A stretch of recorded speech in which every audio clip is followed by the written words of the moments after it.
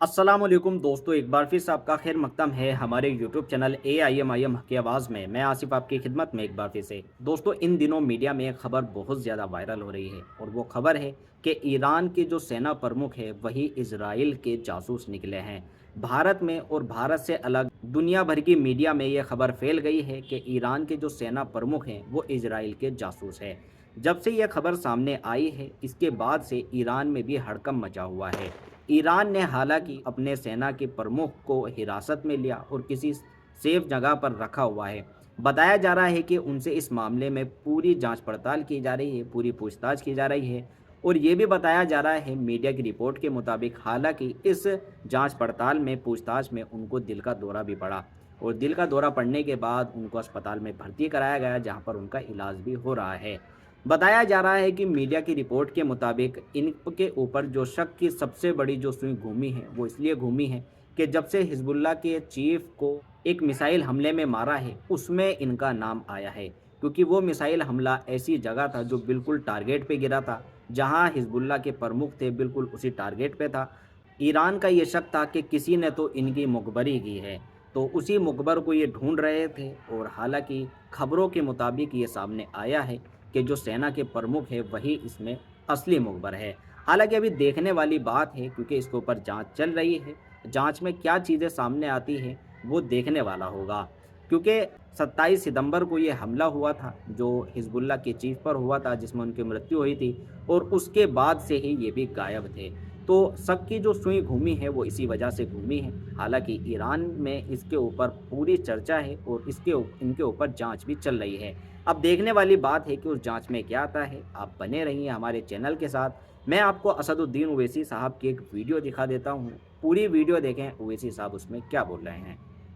बड़े अफसोस की बात यह है कि हम कानून के दायरे में रहकर हम सबसे अपील कर रहे हैं कि हम कानून के दायरे में रहकर उस शख्स को सजा दिलवाएंगे, मगर उसके इस वाहियात गुफ्तगू के बावजूद भी मोदी और योगी की हुकूमत उसको बचा कर रख रही है। उसको कहीं उस चूहे को किसी जगह पर बिल में छुपा कर रख दिया। अगर असदुद्दीन ओवैसी आज तकरीर में कह दे कि कल दिल्ली में मोदी के घर के सामने और योगी के घर के सामने मजलिस के लोग मोदी और योगी का पुतला जलाएंगे, तो रात में ही पुलिस पूरे मजलिस के अराकीन को गिरफ्तार कर लेगी। मगर जो शख्स हमारे आका मोहम्मद सल्लल्लाहु अलैहि वसल्लम के बारे में बकवास बकता है उसको मोदी और योगी बचा रहे। अरे तुम जो करते कर लो, मगर इंशाअल्लाह ताला अल्लाह सुब्हानहू व तआला कुरान करीम में इरशाद फरमा दिया है। मगर अफसोस होता है कि जमहूरियत है, संविधान और आईन है, इसके बावजूद भी उसको गिरफ्तार नहीं किया जाता। वो जेल को जाकर आया है, बेल पर है, उसके बावजूद भी उसको गिरफ्तार नहीं करते। मैं मुबारकबाद देता हूं, महाराष्ट्र में भी एक शख्स ने अल्लाह के रसूल सल्लल्लाहु अलैहि वसल्लम के शान में गुस्ताखी करने की कोशिश की। अरे जालिमों, ऐ गंदे लोगों, तुम नहीं जानते हमारे आका दो आलम सल्लल्लाहु अलैहि वसल्लम के मकाम और मर्तबे को। अल्लाह कुरान में फरमा रहा है, वो रफाना लका जिक्रक, क्या मेरे महबूब हमने आपके जिक्र को इतना बुलंद किया कि जहां कहीं भी अल्लाह का जिक्र होगा वहां पर हमारे आका मोहम्मद सल्लल्लाहु अलैहि वसल्लम का जिक्र होगा। ये जालिम लोग रसूलुल्लाह सल्लल्लाहु अलैहि वसल्लम की शान में बकवास बकने की कोशिश करते हैं। अरे वो रफाना लका जिक्र का ताज रखा गया है। अरे तुम क्या कर सकोगे? अरे तुम खत्म हो जाओगे। मेरे आका मोहम्मद सल्लल्लाहु अलैहि वसल्लम का जिक्र सुबह क़यामत तक होता रहेगा। अरे दुनिया में 5 वक्त की अज़ान होती है मस्जिदों से, किसका नाम लिया जाता है? मोहम्मद सल्लल्लाहु अलैहि वसल्लम का नाम लिया जाता है। ये लोग आज मुसलमानों को तकलीफ पहुंचाने के लिए इस तरह का नाम शनाब बकवास बकते हैं। मैं मुबारकबाद देता हूं महाराष्ट्र के तमाम फर्जंदान तौहीद को, इम्तियाज जलील को, कि उन्होंने उस शख्स की उस बयान पर एहतजाज, सदा एहतजाज बुलंद किया। और हम लोग आबुरे रसूल और नामूस रिसालत पर कोई कॉम्प्रोमाइज नहीं करेंगे। जमहूरी तरीके से कानून के दायरे में रहकर इम्तियाज जलील ने हजारों की तादाद में लोग अपनी गाड़ियों से निकले, महाराष्ट्र से मुख्तलिफ मुकामात से औरंग आबाद को आए और औरंगाबाद से भिवंडी तक पूरा नेशनल हाईवे चक्का जाम हो गया। अरे बताओ, इम्तियाज जलील पर उंगली उठाने वालों, हाँ इम्तियाज जलील में कमजोरियां हैं और असदुद्दीन अवैसी में भी कमजोरियां हैं, हर इंसान में है, मगर हम तो वो है ना कि अल्लाह ने हमको मौका दिया कि अल्लाह ने हमको इज्जत बख्शी और कहा कि उठाओ, तुम अपनी आवाज को बुलंद करो, तुम एहतजाज बुलंद करो। अल्लाह ने हमको मौका दिया, पहरेदारी करने का मौका अल्लाह ने हमको दिया।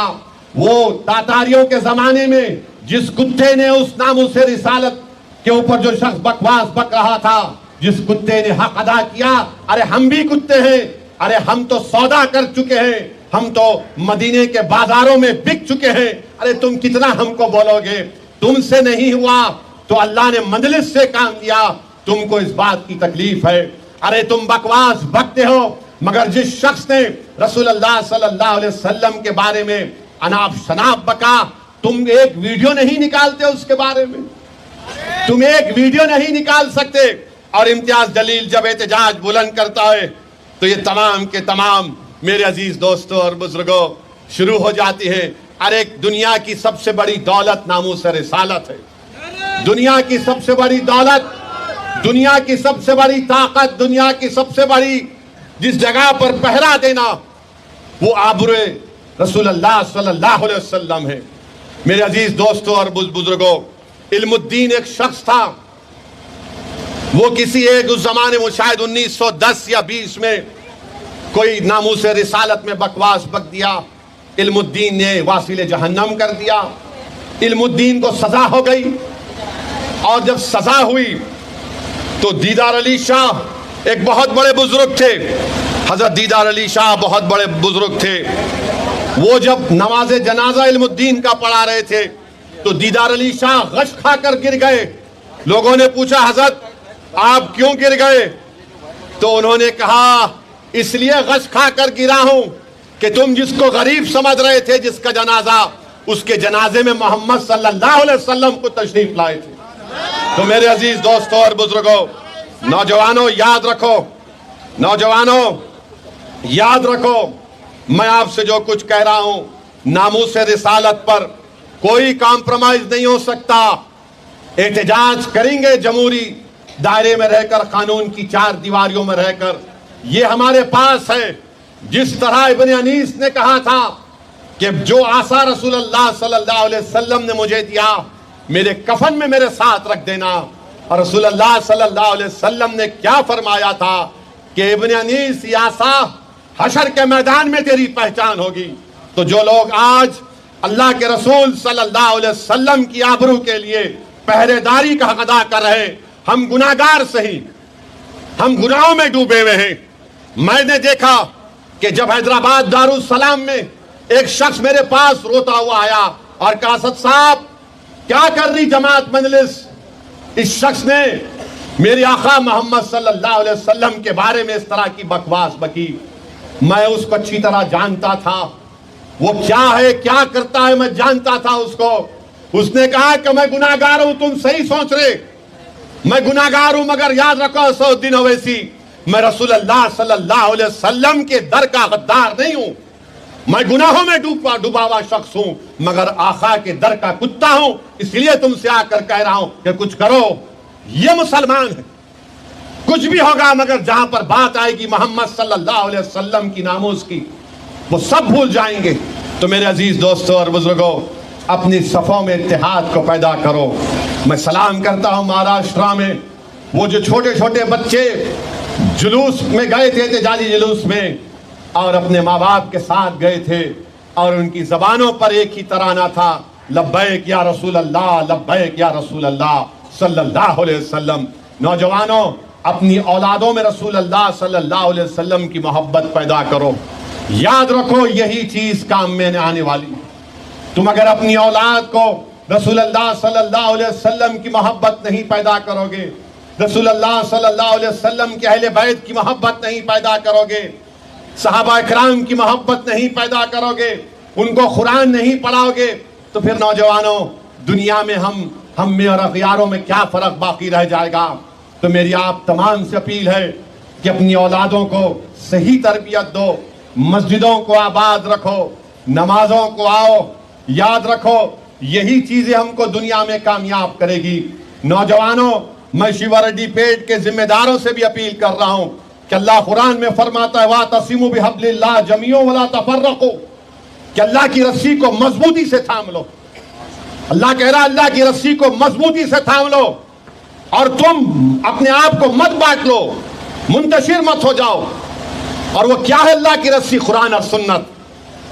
اللہ فرما رہا ہے وَاعْتَصِمُوا بِحَبْلِ اللَّهِ, کہ اللہ کی رسی کو مضبوطی سے تھام لو. تم اگر ہم اور آپ اللہ کی رسی کو مضبوطی سے تھام لیں, وہ قرآن اور سنت ہے.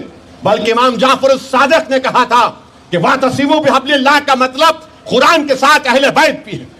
تو میرے عزیز دوستوں اور بزرگوں, نوجوانوں, متحد رہو.